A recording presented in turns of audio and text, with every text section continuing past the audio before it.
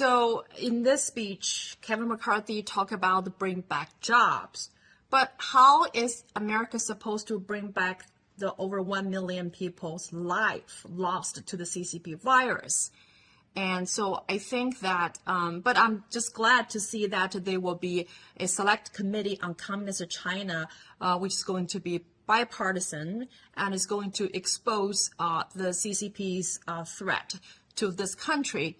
And so I think that, do you think this is going to be enough to counter the CCP's influence and operatives who have already deeply rooted in this country on so many levels? Not even close. But I have to just say that the first step in correcting the path is by acknowledging that we are on the wrong path.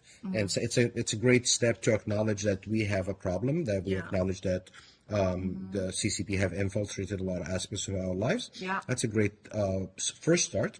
But then we have to stop burying our heads in the sand. And I think what I would hope that Kevin McCarthy as a speaker and working in a bipartisan way is first to establish some sort of transparency with the American people.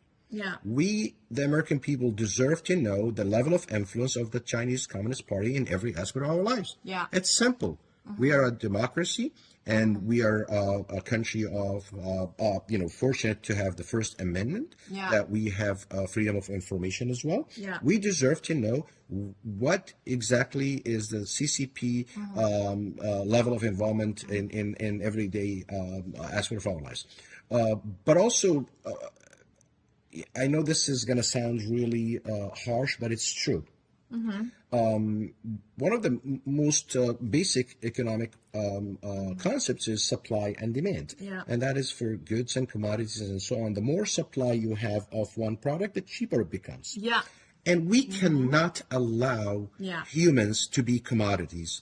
And this is exactly what happened in China. And this is what's being transferred to North America, in Canada, and slowly making its way in America. The more people we have in one country, as China has really, the CCP has used its human capital as commodity, and the more supply they had of their human capital, the easier it became to abuse those humans, because there are just so many of them. This is happening right here in America now. This is exactly how our government has started to look at us as American citizens, gradually stripping us step by step of our rights.